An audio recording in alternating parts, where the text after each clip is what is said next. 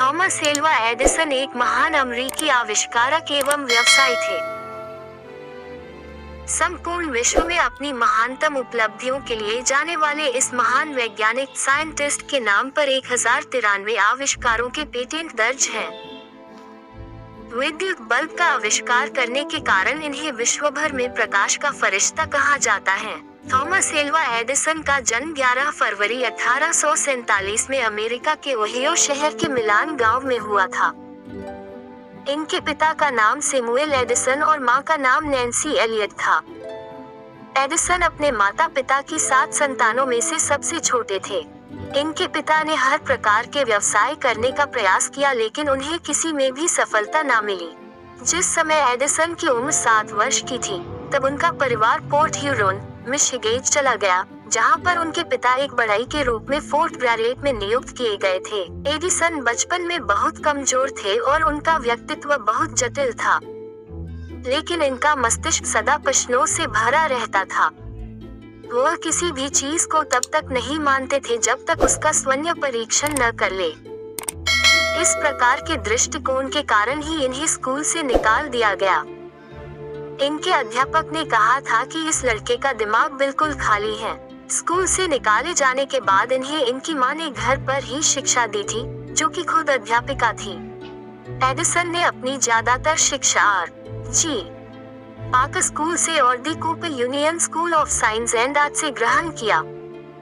Edison को बचपन से ही सुनने में तकलीफ होती थी। ये सब तब से चल रहा था जब से बचपन में उन्हें एक तेज बुखार आया था और उससे उबरते समय उनके दाहिने कान में चोट आ गई थी। अभी से उन्हें सुनने में थोड़ी बहुत परेशानी होती थी।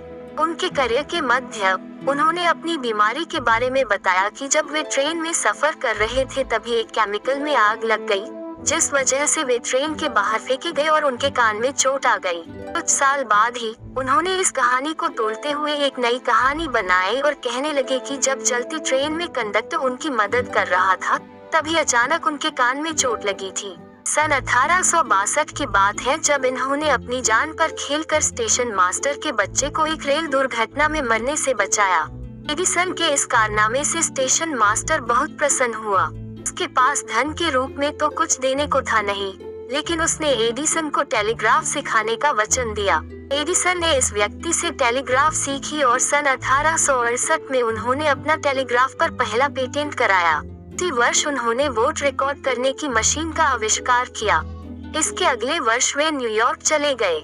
वहाँ पर भी उन्होंने कुछ समय गरीबी में गुजरा, लेकिन कुछ दिन बाद उन्हें स्टॉक एक्सचेंज के टेलीग्राफ ऑफिस में नौकरी मिल गई। उन्होंने अपना टेलीग्राफ उपकरण एक्सचेंज के प्रेसिडेंट को इस आशा में भेंट किया कि उन्हें इसके लिए $2000 मिल जाएंगे, लेकिन एक्सचेंज का प्रेसिडेंट उनके इस टेलीग्राफ उपकरण से इतना प्रभावित हुआ कि उसने एडिसन को इसके $40,000 दिए। यही से उनके सौभाग्य का आरंभ हुआ। सन 1876 में न्यूजर्सी के मेनलो पार्क में इन्होंने अपनी प्रयोगशाला स्थापित की। वहाँ इन्होंने इतने अनुसंधान किए कि इन्हें मेनलो पार्क का जादूगर कहा जाने लगा। सन 1877 में एडिसन ने ग्रामोफोन का आविष्कार किया। इसी प्रयोगशाला में सन 1879 में एडिसन ने विद्युत बल्ब का आविष्कार किया। जब ये विद्युत बल्ब पर कार्य कर रहे थे तभी इन्होंने तापायनिक उत्सर्जन थर्मियोनिक एमिशन के सिद्धांत का आविष्कार किया और बाद में इसी सिद्धांत पर इलेक्ट्रॉनिक बल्ब बनाए गए। एडिसन ने विद्युत प्रकाश के अलावा सिनेमा, टेलीफोन, रिकॉर्ड और सीडी का सृजन किया और योगदान दिया था। उनके समस्त आविष्कार आज किसी न किसी रूप में उपयोग में है। एडिसन के शोधों के आधार पर ही बाद में रेमिंगटन टाइपराइटर विकसित किया गया। इन्होंने एक विद्युत से चलने वाला पेन भी खोजा, जो बाद में मेमोग्राफ के रूप में विकसित हुआ। सन 1889 में उन्होंने चलचित्र कैमरा भी विकसित किया। एडिसन एक महान आविष्कारक थे। उनके समय में उन्होंने पूरे अस के 1093 पेटेंट्स अपने कब्जे में कर रखे थे और इसके अलावा यूनाइटेड किंगडम, फ्रांस और जर्मनी में भी उनके कई सारे पेटेंट्स हैं। उनके इन सभी पेटेंट्स का उनके आविष्कारों पर बहुत प्रभाव पड़ा। वे एक वैज्ञानिक ही नहीं बल्कि एक सफल उद्यमी भी थे। वे हर दिन अपने काम करने के बाद बचे समय को प्रयोग और परीक्षण में लगते थे। उन्होंने अपनी कल्पना शक्ति और स्मरण शक्ति का उपयोग अपने व्यवसाय को आगे बढ़ाने में लगाया। उनके इसी टैलेंट की बदौलत उन्होंने 14 कंपनियों की स्थापना की, जिनमें नरल इलेक्ट्रिक भी शामिल है, जो आज भी दुनिया की सबसे बड़ी व्यापार करने वाली कंपनी के नाम से जानी जाती है। प्रथम विश्व युद्ध में एडिसन ने जल सेना सलाहकार बोर्ड का अध्यक्ष बनकर 40 युद्धोपयोगी आविष्कार किए। पनामा पैसिफिक प्रदर्शनी ने 21 अक्टूबर 1915 को एडिसन दिवस का आयोजन करके विश्व कल्याण के लिए सबसे अधिक आविष्कारों के इस उपजता को सम्मानित किया। 1927 में Edison national academy of sciences के सदस्य निर्वाचित हुए। 21 अक्टूबर 1929 को राष्ट्रपति दूसरे ने अपने विशिष्ट अतिथि के रूप में एडिसन का अभिवादन किया। सन 1912 में इन्हें अपने पुराने सहयोगी टेल्सा के साथ नोबेल पुरस्कार मिलने को था, लेकिन टेल्सा एडिसन के साथ नोबेल पुरस्कार लेने से इनकार कर दिए।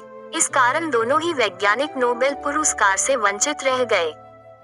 वे जीवन की अंतिम सांसों तक खोज कार्य में लगे रहे।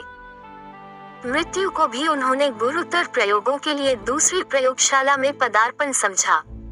मैंने अपना जीवन कार्य पूर्ण किया, अब मैं दूसरे प्रयोग के लिए तैयार हूँ। इस भावना के साथ विश्व की इस महान उपकारक विभूति ने 18 अक्टूबर 1931 को संसार से विदा ली।